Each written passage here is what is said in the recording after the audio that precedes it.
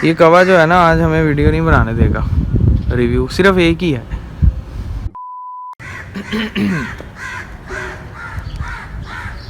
अस्सलाम वालेकुम। अस्सलाम वालेकुम। यार आज का जो सीन है ना वो है टोयोटा यारिस, लेकिन जापानी।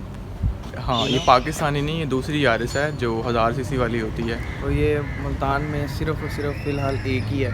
हाँ और ये काज़ी मोटर्स में खड़ी हुई है। इसका जो कॉन्टैक्ट नंबर है वो भी मैं डिस्क्रिप्शन में डाल दूँगा, तो आप इनसे पता कर सकते हैं। ये फॉर सेल है। हाँ और इसका रिव्यू जो है वो स्टार्ट करते हैं, देखते हैं क्या क्या चीज़ें हैं इसमें। चलें। तो आज हमारे पास है टोयोटा की यारिस। ये 2020 मॉडल है और 21 की इंपोर्ट है, जैसा कि आपको हमने इंट्रो में भी बताया। और इसके सबसे पहले इंजन की बात करते हैं तो 1000 सीसी इंजन आता है, हैचबैक स्टाइल है, टोयोटा विड्स की तरह की इसकी शेप है। तो इसके एक्सटीरियर की बात करते हैं सबसे पहले। तो एक्सटीरियर का अगर हम बोनट का डिज़ाइन देखें या हुड का कह लें, तो यहाँ पर आपको दो प्रोमिनेंट लाइन्स जो हैं वो यहाँ पर मिलती हैं, जो कि टोयोटा के लोगो की तरफ जो है वो पॉइंट कर रही हैं। सेंटर में टोयोटा का लोगो है क्रोम के साथ। और अगर हम नीचे की बात करें तो नीचे इसकी वही हॉरिजॉन्टल लाइन, जैसे मैंने पहले भी विड्स के रिव्यू में बताया था एक, कि इनका सिग्नेचर बन गया है टोयोटा वालों का। तो ये हॉरिजॉन्टल लाइंस है, बीच में ये जो स्प्लिट हुआ हुआ प्लास्टिक का पीस है ना, इसके अगर आप ऊपर पैटर्न देखेंगे तो कार्बन फाइबर टाइप का पैटर्न है, लेकिन ये है प्लास्टिक। उसके यहाँ पर आप अगर देखेंगे उसके साथ ही, तो यहाँ पर आपको फ्रंट कैम भी मिल जाता है, गाड़ी में 360 डिग्री व्यू है। और भी काफ़ी सारे ऑप्शन हैं, जैसे कि यहाँ पर आप देख सकते हैं कि 4 पार्किंग सेंसर्स हैं, 2 यहाँ पर इन्होंने गायब किए हुए हैं, एक तरह से ब्लैक आउट किए हुए हैं। और अगर इस साइड पर देखें तो यहाँ पर एक है और दूसरी साइड पर भी ऐसे ही है। नीचे भी हॉरिजॉन्टल लाइंस के साथ ही इन्होंने ये रेडिएटर ग्रिल दी है। और अगर हम साइड की बात करें तो साइड पर इस गाड़ी के अंदर जो है वो फॉग लाइट्स नहीं है, लेकिन ये इन्होंने ये विड स्टाइल का ही एक तरह से उसी की मतलब ये प्रेडिसेसर है, तो यहाँ पर आपको उसी स्टाइल का जो है वो मिल जाता है, कटआउट मिल जाता है। और अगर हम इसकी लाइट्स की बात करें तो काफ़ी खूबसूरत शेप है। इसके अंदर एलईडी लाइट्स नहीं है, इसके अंदर प्रोजेक्शन हैलोजन लेब्स है, जो कि हाई और लो बीम के लिए सेम है। यहाँ पर आपको छोटी सी जो नज़र आ रहा है ये पार्किंग लाइट्स है, और हैलोजन के साथ आपको इंडिकेटर्स मिल जाते हैं। बाकी अगर हम इसके डिज़ाइन को आगे कंटिन्यू करें तो साइड पर जो है वो व्हील कप्स के साथ इसके 14 के जो हैं वो टायर साइज़ है, रिम्स हैं, स्टील व्हील है इसके अंदर। आगे चलें तो साइड व्यू मिरर्स के अंदर जो है आप देख सकते हैं कि यहाँ पर छोटी सी एलईडी लाइट है, इसके अंदर ब्लाइंड स्पॉट मॉनिटरिंग भी है। और अगर हम इसके नीचे आलिया आपको दिखा सकें तो यहाँ पर कैमरा लगा हुआ है, जो कि 360 डिग्री व्यू भी आपको दिखाता है। और अगर हम मज़ीद आगे चलें तो गाड़ी में एयर प्रेस भी लगे हुए हैं, और यहाँ पर आपको बॉडी कलर्स के साथ ही डोर हैंडल्स मिल जाते हैं, जिसके अंदर आपको टच सेंसर मिल रहा है कीलेस एंट्री का। मज़ीद अगर आगे चलें तो इसका अगर आप ये डिज़ाइन दिखाओ वाली थोड़ा दूर से, तो ये थोड़ा डिफरेंट टाइप का बना हुआ है इसका डिज़ाइन। और मज़ीद अगर हम आगे बैक की तरफ चलते हैं तो बैक पे लाइट्स भी इसकी काफ़ी खूबसूरत हैं, डिफरेंट स्टाइल है। यहाँ पर आप ये चीज़ देख सकते हैं कि ये स्पॉयलर नहीं है, लेकिन उन्होंने ये डिफरेंट कटआउट बनाया है बिल्कुल हैचबैक का। और ये थोड़ा थोड़ा मुझे CHR का भी रिमाइंड कराता, तो शायद उससे इन्होंने ये शेप वो ली है। और इस साइड पर अगर हम देखें तो यहाँ पर यारिस का लोगो है, और इसकी जो लाइट्स हैं वो यहाँ पर आपको LED लाइट्स मिलती हैं। इस साइड पर जो है वो इसकी पार्किंग लाइट्स के साथ ब्रेक लैंप्स जो हैं वो चलते हैं। और ये जो आपको छोटा सा कटआउट मिल रहा है ये उसका है, इंडिकेटर्स का है। बैक की तरफ मज़ीद अगर हम सेंटर की तरफ आएँ तो टोयोटा का लोगो है। और अगर आप ऊपर देखेंगे तो शार्क फिन एंटीना भी है, यहाँ पर शावर भी है, और यहाँ पर जो आपको नज़र नहीं आ रहा वो ब्रेक लैंप है। नीचे यहाँ पर आपको वाइपर भी मिल रहा है इसका। और मज़ीद अगर नीचे हम देखें गाड़ी में तो बैक पर भी पार्किंग सेंसर्स हैं, वो भी 4 हैं। इस साइड पे एक लगा हुआ है, यहाँ पर है, और उस साइड पर भी हैं। ठीक है, नीचे अगर हम इसके बम्पर की स्टाइल को देखें तो यहाँ पर आपको ये एक लाइट से मिल रही है। और अगर हम इसको वैसे देखें तो डिफ्यूज़र नहीं बना हुआ, सिंपल जो है फ्लैट है बिल्कुल। और आपको 2 जो है लेफ़्ट और राइट के रिफ्लेक्टर्स मिल जाते हैं।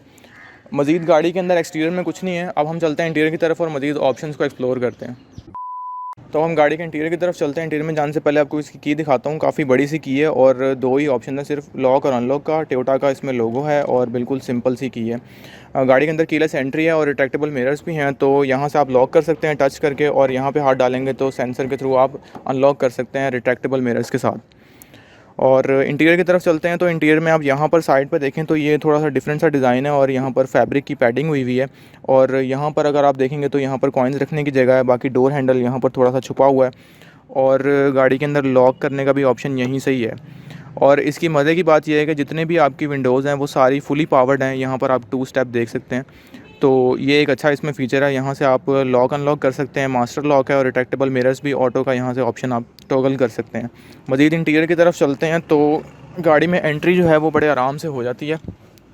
और स्टीयरिंग व्हील का डिज़ाइन देखें तो थोड़ा डिफरेंट सा डिज़ाइन है, मतलब जिस तरह हमें पहले मिलता था विड्स की अगर हम बात करें तो उस जैसा नहीं है, थोड़ा सा डिफरेंट है। और ऑप्शंस भी काफ़ी ज़्यादा हैं इसके अंदर। तो इसके अंदर अगर हम ऑप्शंस की सबसे पहले बात करें तो यहाँ पर एसी के वेंट्स हैं जिसके अंदर कोई क्रोम वगैरह की गार्निशिंग नहीं की हुई, सिंपल बिल्कुल ब्लैक आउट हैं प्लास्टिक के। और नीचे अगर हम देखें तो यहाँ पर आपको एक 360 डिग्री का ऑप्शन मिल रहा है, वो मैं इसको ऑन करूँगा तो आपको दिखाता हूँ। और यहाँ पर आप इसकी हेडलाइट की एडजस्टमेंट कर सकते हैं और ऑटो हेडलाइट्स का जो है डेडिकेटेड बटन यहाँ पर है। स्टीयरिंग व्हील की अगर हम बात करें तो उसके अंदर जो ऑप्शन हैं वो सबसे पहले मैं मीटर ऑन करता हूँ, उसके साथ आपको दिखाते हैं कि यहाँ पर रख लेते हैं। तो इसके जो मीटर है उसका डिज़ाइन अगर देखें तो यहाँ पर आपको 8000 तक आरपीएम जा रहा है इसका, और नीचे हीट की गेज भी है, एनालॉग है ये, और सेंटर के अंदर आपको डिजिटल जो है वो एक एलसीडी दे दी है। 180 तक इसका जो है मीटर जाता है। यहाँ पर आपको फ्यूल की गेज भी मिल गई है।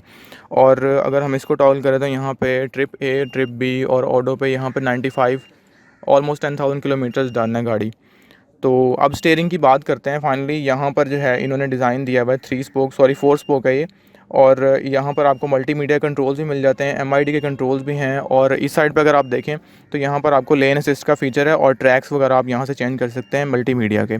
यहाँ से अगर मैं कंट्रोल करूँ तो आप एलसीडी में अगर अली दिखाओ तो यहाँ पर ऑप्शन जो हैं ये इसकी रेंज और किलोमीटर आपको स्पीड भी बताएगा डिजिटल में। उसके बाद ये लेन असिस्ट का फ़ीचर है इसका, यहाँ से आप म्यूज़िक भी कंट्रोल कर सकते हैं। ये एक अच्छी चीज़ है कि आप यहीं से कंट्रोल कर सकते हैं म्यूज़िक को, वहाँ देखने की ज़रूरत नहीं है बड़ी एलसीडी में। और मज़ीद इसकी सेटिंग्स जो हैं वो लेन असिस्ट है, यहाँ पे ऑटो ब्रेकिंग है, बीएसएम है, इसके अंदर ब्लाइंड स्पॉट मॉनिटरिंग जो होता है, पार्किंग सेंसर्स भी यहाँ से ऑफ़ कर सकते हैं, ऑन कर सकते हैं, ये बैक के सेंसर्स हैं। और मज़ीद इसमें जापानीज़ में आप देख सकते हैं कि इसके जो हैं फ़ीचर्स हैं। तो यहाँ पर यही चीज़ें हैं इसके अंदर। तो आगे चलते हैं नेक्स्ट इसकी दूसरी साइड की तरफ और देखते हैं वहाँ पर क्या क्या ऑप्शन है। ओके, तो अब हम लोग बात करते हैं इस साइड की। सबसे पहले तो मैं आपको दिखाता हूँ वहाँ पर जब हमने बटन देखा था उसकी 360 व्यू का, उसको जब हम प्रेस करेंगे तो यहाँ पे आप देख सकते हैं कि बैक के भी हैं, फ्रंट का भी कैमरा एक्टिव है, और आपको डोर्स के अंदर भी अगर मैं यहाँ डोर ओपन करूँगा तो आप देख सकते हैं कि वो मूव कर रहा है। तो ये इसके अंदर थोड़े से फीचर्स हैं जो कि बेहतर हैं, गाड़ी के अंदर काफ़ी अच्छे हैं। क्वालिटी इतनी अच्छी नहीं मुझे लगी कैमरे की। बाकी मज़ीद अगर हम इसके सेंटर से बात करते हैं यहाँ से पूरा लेआउट की, तो फ्लोटिंग स्टाइल की इन्होंने एलसीडी दी है जो कि काफ़ी मतलब मैसिव स्टाइल है। और सेंटर में उसी के जो है आपको पियानो ब्लैक के साथ यहाँ पर गार्निशिंग के साथ आपको हैज़र्ड का बटन मिल जाता है। नीचे थोड़ी सी स्पेस है, कॉइन्स वगैरह या फिर इवन सेलफोन भी यहाँ पर आप रख सकते हैं। एसी के वेंट्स उसके नीचे हैं यहाँ पर, जो कि आपको सही तरह नज़र नहीं आ रहे होंगे, लेकिन हिडन है एक तरह से, मुझे भी सही तरह नज़र नहीं आ रहे। और अगर हम इसके डैशबोर्ड के डिज़ाइन की बात करें तो प्लास्टिक है, लेकिन लेदर का टेक्सचर दिया हुआ है इसके अंदर। इसके जो एसी का कंट्रोल है, क्लाइमेट कंट्रोल, उसमें ऑटो का कोई बटन मुझे नज़र नहीं आ रहा। एसी यहाँ से आप प्रेस करेंगे तो एसी ऑन हो जाएगा, बाकी सारे मैनुअल कंट्रोल्स हैं जैसे आप देख सकते हैं। नीचे अगर हम बात करें तो यहाँ पर आपको एक यूएसबी पोर्ट मिल जाती है, नीचे एक कंपार्टमेंट है, यहाँ पर भी आप कॉइन या सेलफोन रख सकते हैं। गियर लेवर की बात करें तो बिल्कुल सिंपल स्टाइल का गियर लेवर है, जिसके अंदर आपको रिवर्स का और यहाँ पर इंजन ब्रेकिंग का भी डेडिकेटेड गियर मिल जाता है। नीचे मज़ीद अगर बात करें तो मैनुअल हैंड ब्रेक है। ये चीज़ मुझे थोड़ी सी अजीब लगी कि इसके अंदर मैनुअल ना देते, आपको इलेक्ट्रॉनिक दे देते तो एक अच्छी चीज़ होती। इको मोड का बटन है, ट्रैक्शन कंट्रोल ऑफ का बटन है, 2 यहाँ पे कप होल्डर्स हैं। और जो मशहूर ज़माना विड्स के अंदर एक कमी थी, वो इसके अंदर भी वही कमी है कि आप देख सकते हैं यहाँ पर कोई आर्म रेस्ट नहीं है, तो वो ड्राइवर के लिए थोड़ा सा बड़ा मुश्किल हो जाता है गाड़ी चलाना। और मज़ीद अगर हम फर्दर इसके डैशबोर्ड के आगे की बात करें पैसेंजर साइड की, तो यहाँ पर भी एक छोटा सा इन्होंने कंपार्टमेंट दिया है। नीचे एक कंपार्टमेंट है डिसेंट साइज़ का, बहुत बड़ा नहीं है। और थोड़ा सा डिज़ाइन इन्होंने डैशबोर्ड का डिफरेंट किया हुआ है कि यूँ जाके ना कर्व हो रहा है ये। और आप देख सकते हैं कि सेफ्टी फीचर्स के लिहाज से गाड़ी के अंदर 8 एयर बैग्स हैं आपको पैसेंजर ड्राइवर साइड का, और यहाँ पर आपको ए पिलर बी पिलर के अंदर भी मिल रहे हैं। और जो इसकी एक मुझे अच्छी चीज़ लगी, जो कि एडिशनल फ़ीचर आप कह लें, कि आप इसकी अली सीट्स दिखाओ तो ये इसकी स्पोर्ट्स बकेट सीट्स हैं। जब आप बैठे होते हैं तो आपको एक फुल कुशनिंग देती है, यहाँ से भी कर्व है, यहाँ से भी कर्व है, और ऊपर हेडरेस्ट भी इसका डिफरेंट स्टाइल का बना हुआ है, साथ ही फिक्स है। स्पोर्ट्स बकेट सीट्स हैं गाड़ी के अंदर। और अगर हम इसके ऊपर की बात करें तो यहाँ पर आपको मिरर है, यहाँ पर लाइट कोई नहीं दी हुई। इस साइड पे आपको दिखाता हूँ तो यहाँ पर इन्होंने मिरर भी नहीं दिया, फुल रियायती काम कर दिया इस गाड़ी के अंदर। सेंटर में आपको यहाँ पे SOS का बटन है जो कि इंटरनेशनल होता है, यहाँ पे यूज़ नहीं होता। और 2 आपको कैबिन लाइट्स मिल जाती हैं, रीडिंग लाइट्स। और यहाँ पर ये हैंडल इन्होंने ड्राइवर साइड का भी दे दिया है। और अगर ऊपर की बात करें तो यहाँ पर आपको ये DVR नज़र आ रहा है, आप इसको रिकॉर्ड कर सकते हैं। DVR यहाँ पे दिया हुआ है, जो कि आई गेस बीप उसी की आ रही है जो हमें तंग करे जा रही है बार बार। और इस साइड पे अगर आप देखें तो ऑटो ब्रेकिंग का सिस्टम यहाँ पर इन्होंने लगाया हुआ है। और फ्रंट की काफ़ी ज़्यादा बात हो गई है, चलते हैं बैक सीट्स की तरफ। सीट्स आपको दिखाता हूँ कितनी लगे, इसकी लेग रूम है, तो चलें बैक पे।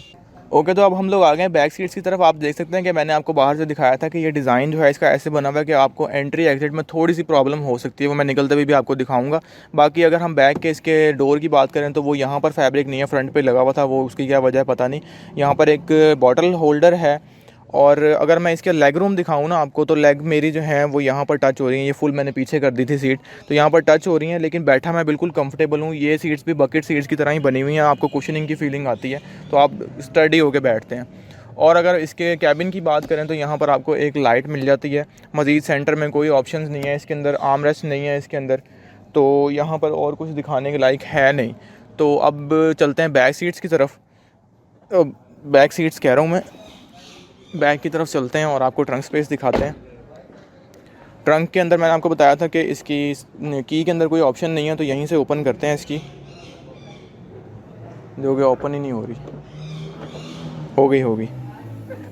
ट्रंक स्पेस की अगर हम इसकी बात करें तो ट्रंक स्पेस जो है वो काफ़ी मुझे बेहतर लग रही है।